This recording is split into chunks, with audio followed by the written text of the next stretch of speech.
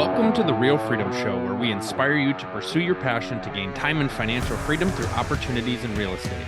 I'm your host, Mike Swenson. Let's get some real freedom together.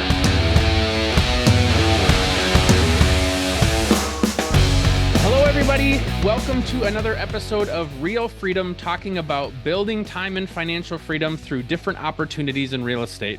And one of the reasons why I started this podcast is I really love highlighting different stories from different entrepreneurs inside of the real estate space, because we're all different and we can follow different paths. And so as you listen to these episodes, my goal is that you would find somebody that you connect with, find a path that really resonates with you, and see that opportunity and pursue it. And so today I'm excited to have Kristi Winfree on, and she is the owner of Legacy Transactions. And so she does transaction management. She has her own company. She's also a podcast host, Not Just A Daydream, and we'll talk about that a little bit too. And you live in Texas. So yeah, we'll talk about kind of your journey as an entrepreneur, and then really too, how you can help other people in their journey, because part of growing and getting better and adding more to the bottom line is having good administrative support. And so we can talk about that. And so welcome to the show, Kristi. We're so excited to have you. Thanks, Mike. I appreciate it. I'm excited to be here. Well, why don't you just talk a little bit about your journey, leading up to before you got into real estate, before you got into transaction coordination, and we'll go from there. So I feel like my path is kind of windy, and there was not a straight and narrow path, to this position. So you mentioned Not Just a Daydream, and I created that podcast kind of because I've always been a daydreamer all my life, and I've always had dreams and aspirations of how I wanted my life to look. But I feel like throughout my 20s and early 30s, I really didn't know what path to take career-wise. And I read a book called 48 Days to the Work You Love. And he mentioned in there basically, think about the kind of life you want and design your work around it. And then he really challenged you to focus on, okay, what are you passionate about? And at the time, I knew I loved music, even though I don't know if I'm musically inclined because I haven't learned to play an instrument, but that is the goal. And then I thought I would really enjoy real estate. I read that book, Rich Dad, Poor Dad, right after college, and knew that I would eventually want to get into real estate investing. And so I was torn because I was like, okay, I think I would love both of those things. And I was living in Houston at the time. I was like, okay, well, if I wanted to go into the music industry in some form, I probably need to move to Nashville. But I felt like real estate was probably the more logical, made more sense. And I could go ahead and pursue getting my real estate license, and it wasn't a massive investment up front. So that's what I did. And I started taking the classes and absolutely loved it. And so I got into real estate almost 10 years ago now. I was an agent my first year, but I quickly discovered that I was better. I really enjoyed helping agents and training and mentoring and helping them with, their struggles versus trying to get a buyer and seller. And so I ended up shifting into becoming an assistant productivity coach at Keller Williams those next year and a half. And then I found my true passion of transaction coordination. And that's what I've been doing since 2016, I believe. And so, yeah, that's kind of how I got here. But it was, like I said, it was kind of a windy road. It wasn't, this is what I'm going to do and go for it. Now, in terms of starting your business and finding clients, how did that work? Were you still doing some of your own production to offset that, or did you just jump in and started serving clients? And then how did you get those clients? I'm curious to see how that works, because I know for a lot of admin people, they love supporting people. And so sometimes it's a little bit of a challenge to go churn up business and reach out and put yourself out there to find people. Absolutely. So when I first started doing transaction coordination, I had actually joined a friend's team. And I was with her probably 4 months or so. And it just wasn't quite working out. So I ended up going out on my own, but I had a few clients with her whenever I was on that team. But by doing those transactions, I was picking up clients from the other side of the transaction. And then also people who already knew me in the industry, who I'd been around Keller Williams, they knew I was doing transaction coordinating. So I started picking up clients that way as well.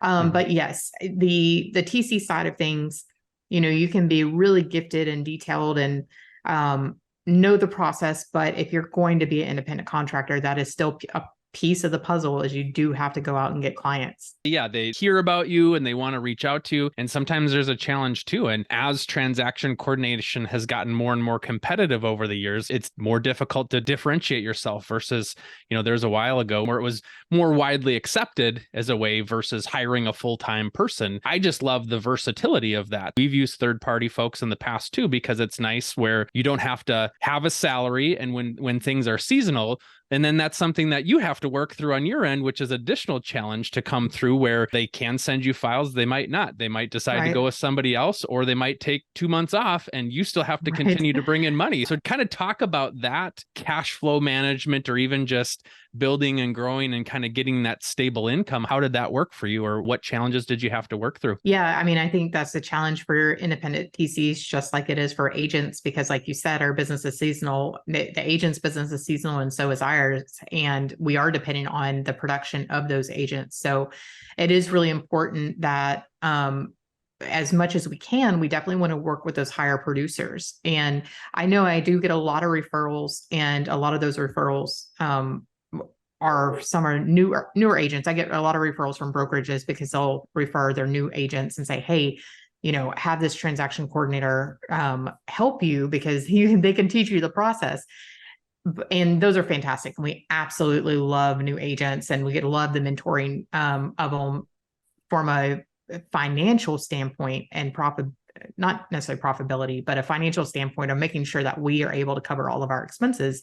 We do have to also work with agents who are producing a little bit higher. So those are things that you have to take into account and actively seek out those agents. It's kind of like working with first-time home buyers. You enjoy them, but you also have to educate them through the process. And so if you take on a lot of new agents, that's going to suck up a lot of your time. But you do a good job with them. Hopefully you have a client for life, because they want to just continue to use you as they grow, but they may not have a lot of transactions right at the beginning. Right. And we have found that sometimes those are our biggest like raving fans and supporters. They are so grateful for the training and mentorship that we've done throughout the transaction. They tell everyone about us. And so, that warms my heart. It's like multiple passions, right? It's another piece of the passion that I absolutely love, is to be able to help those people. And now they're referring us even more. We also have to take into account that you can only work with so many agents. So if we take a bunch of clients on,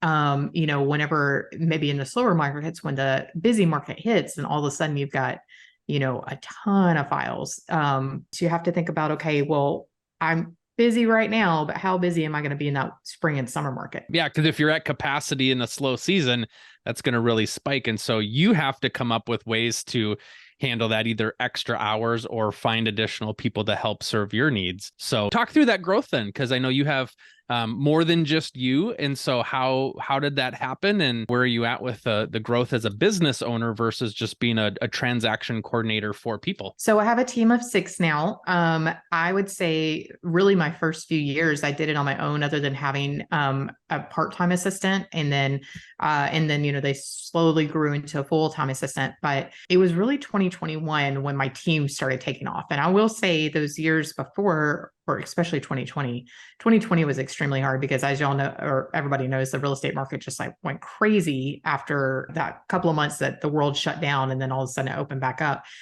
And I didn't have a whole lot of support in that moment. So that really pushed me, okay, like, Kristi, you got to start building a team, because I had agents who were referring me business, and they were really busy. And so I didn't want to lose any agents. I didn't want to lose any agents because of service. And thank goodness I didn't. I still gave, 100% Raving Fan service in, but I didn't want to have to stop growing my business either. So that's whenever I decided, okay, now I need to bring on another transaction coordinator. And so I was diligent about those years before. I started documenting all my systems and processes through like Loom videos and creating an operations manual.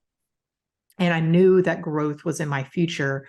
And I would say that I was strategic about that, because I knew how hard it was going to be to train somebody if I really desperately needed somebody in the moment. It's so much harder to train at that moment if you don't have those systems put in place. So I had started putting those systems in place. And so when I brought somebody on, I had basically like a structured 4-week training program. Okay, this is what we're going to work on this week, this next week. And then by the end of the 4 weeks, they were truly trained on the whole transaction process. And then I just duplicate that process over and over. So I brought on like three new TCs in 2021, and I think another BA as well. And now there's the 6 of us. It is certainly a challenge because the seasonality is difficult. Because like you said, it's tough when you're in those really, really busy seasons. You don't want to overstaff. And then in the slow seasons, you want to try to grow your business. And it's a difficult thing. And so I know for some people, if you're a transaction coordinator in multiple states, well, maybe you can find a way to balance that out a little bit based on the states that you represent. But it absolutely is a challenge. Talk about setting boundaries, setting expectations, follow my processes, even though you may have done things different. Talk about how you're able to educate your clients and then get them to hopefully follow what you would like to have them do to help your systems that you've created. Yeah, absolutely. That's such a good point too, because I would say my first like 2 years in the business, I did not have good boundaries. I wanted to be all things to everybody, and that's just not possible.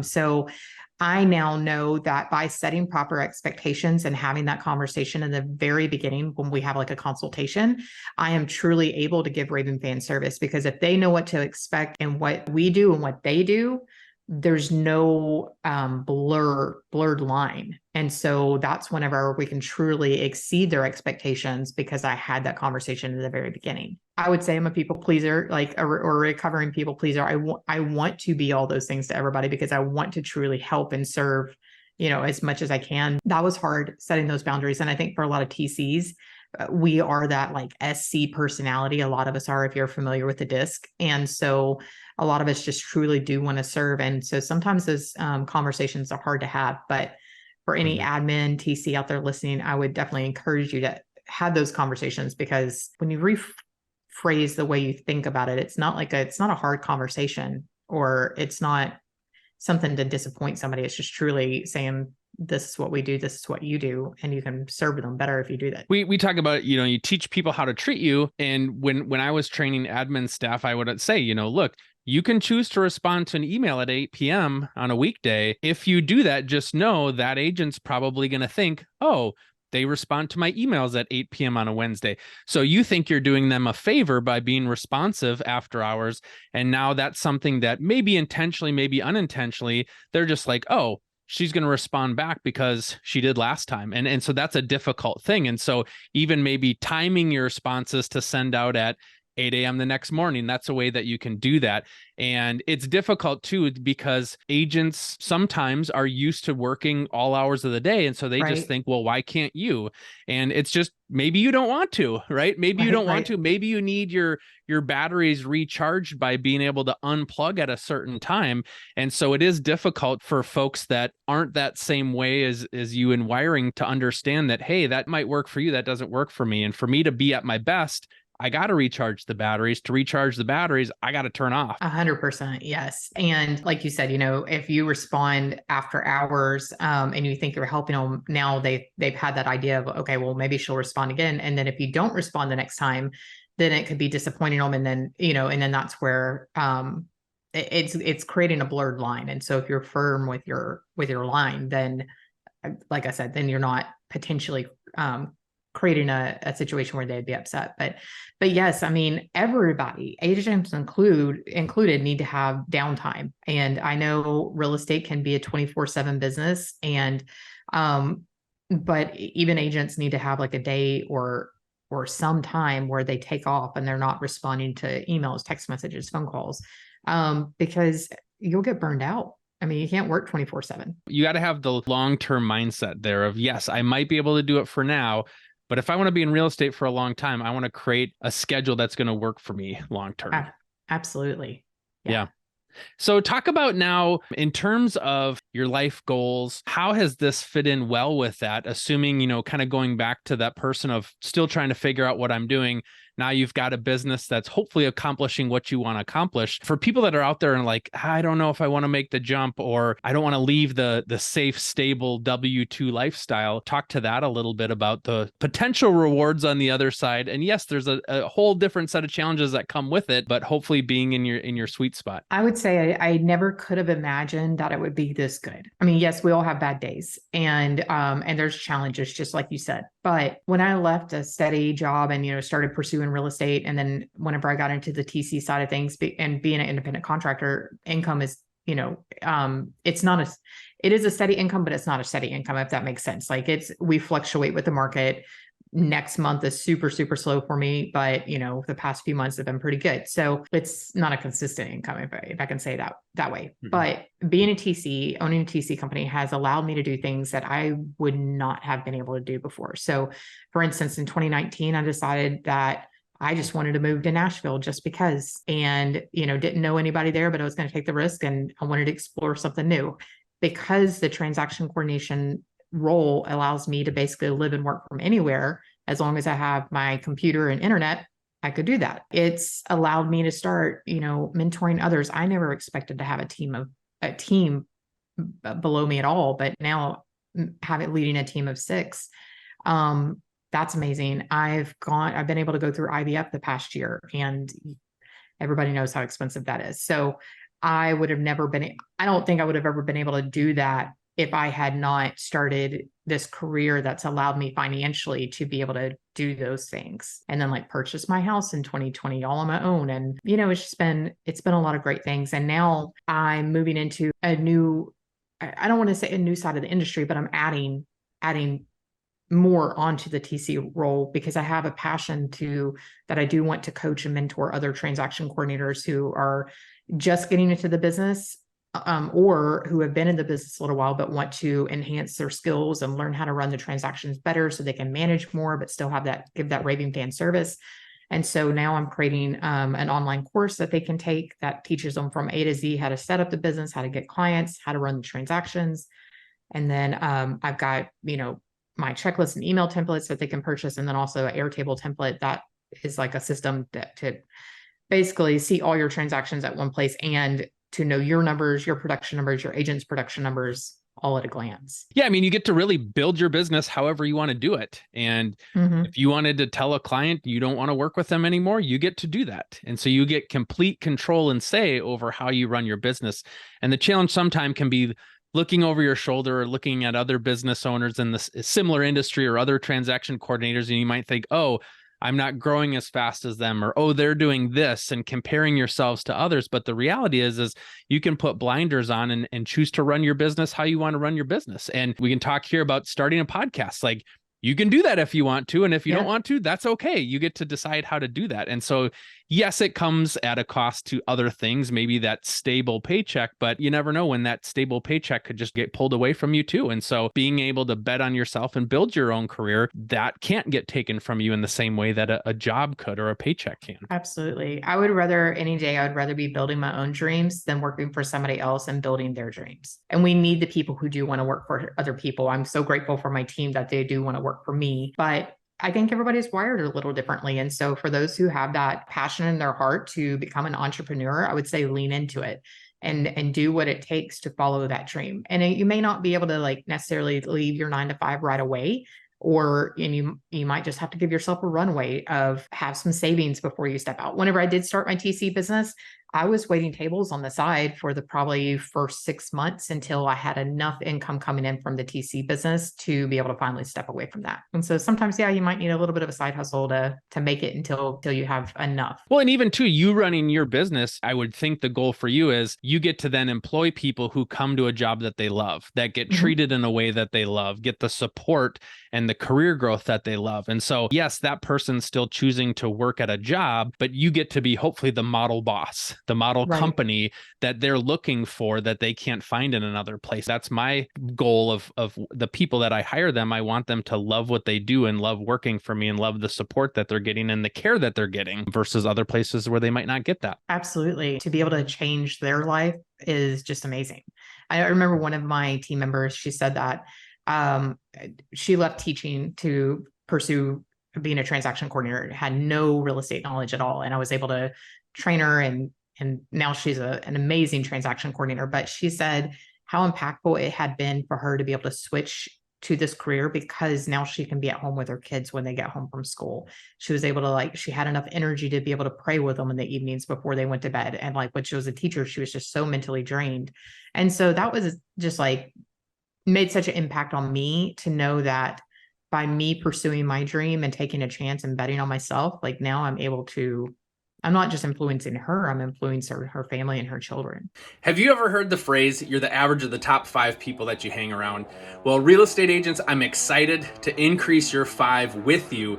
We're launching the Real Freedom Investor Agent Tribe to help you get educated and connect with others to build your real estate investing journey, and also to help you along the way as you're working with real estate investors. So come check it out on our website, realfreedom.com. Go to the store. We have a membership, we have a mastermind group, and private coaching to help you stay accountable to your real estate investing goals and to make sure that you connect with like-minded people to accelerate your progress and to cheer you on along the way. Check it out, realfreedom.com.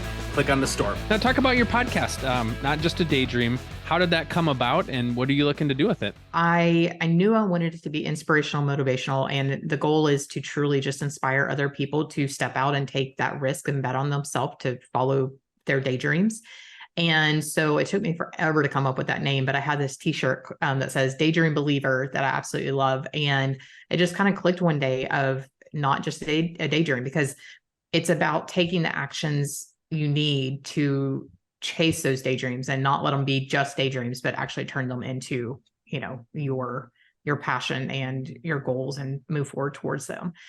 So it's truly just about entrepreneurship. It's not necessarily specifically to real estate. I've interviewed so many different people doing all types of things, from financial planners, wedding planners, coaches. And so I have guests on the podcast, and then I also have solo shows, and I try to keep it 45 minutes or less. That way, people can hopefully listen to it on their way to work or dropping off the kids at school, and, get some inspiration and hope. I would love to hear stories about people who said, hey, I took that risk and this is what I'm doing now. Awesome. And I think people more and more are seeing the reward on the other side of that. I think our society, entrepreneurship has certainly grown to where people see that value. So I love that you're highlighting that. For people that want to learn more about you're doing, the courses that you've got going on, the support that you're doing to help people build their own transaction business, but then also the support you're providing to help them grow their real estate business through transactions, how can people find you? Absolutely. You can find me at Kristi Winfree on Instagram, and then KristiWinfree.com will give more information about my courses and the checklists and email templates, Airtable template that you can find. And if you're interested in our transaction coordination services, we're in Texas. So we only serve Texas right now, but they can reach out to me on Instagram and I'll be happy to talk to them. Well, thank you so much for coming on, Kristi, and sharing. Best of luck to you in your future and being able to design your business however you want it to be. Thank you so much. It was a pleasure.